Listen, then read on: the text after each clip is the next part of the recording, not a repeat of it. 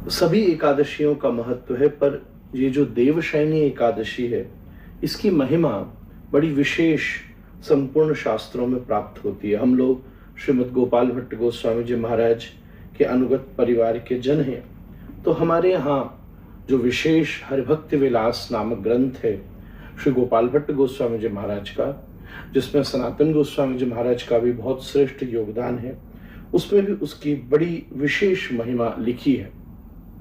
इस दिन से चातुर्मास्य का प्रारंभ होता है। सबसे पहले इस एकादशी के विषय में आषाढ़ शुक्ल पक्ष की एकादशी को देवशयनी एकादशी कहा जाता है। आज के दिन भगवान क्षीर सागर में शयन करने के लिए प्रवेश करते हैं।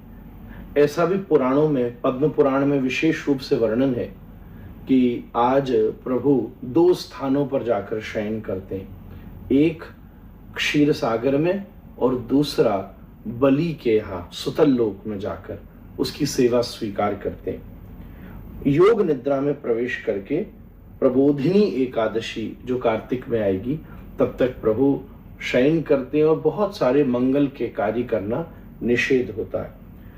प्राचीन काल में एक कथा बड़ी प्रसिद्ध है, जो कथा का संबंध महाराज मानधाता से है। सूर्यवंश में बड़े प्रतापी राजा हुए मानधाता। इनका जब जन्म हुआ तब उस समय प्रश्न उठा, इन्हें कौन धारण करेगा। तो स्वर्ग से देवता उतर कर आया, इंद्र उतर कर आए और उन्होंने कहा, मानधाता मैं इसे धारण करूंगा। तो देवताओं के द्वारा जो पल्लवित हुए हों, पोषित हुए हों, उन्होंने वात्सल्य भोगा हो। ऐसे महाराज मानधाता की बहुत धर्मपरायणता शास्त्र पुराणों में, रामायण आदि प्रसंगों में खूब भरी पड़ी है।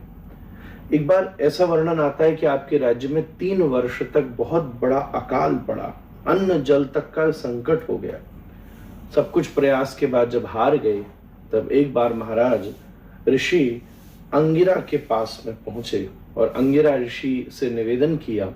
तब आपने इस देवशयनी एकादशी व्रत पालन करने की आज्ञा प्रदान की, जिसका बहुत दृढ़ता से महाराज ने पालन किया। भगवान श्री हरि उनके प्रति प्रसन्न हुए, सुखी हुए और उससे आज के दिन का महत्व बहुत बढ़ गया।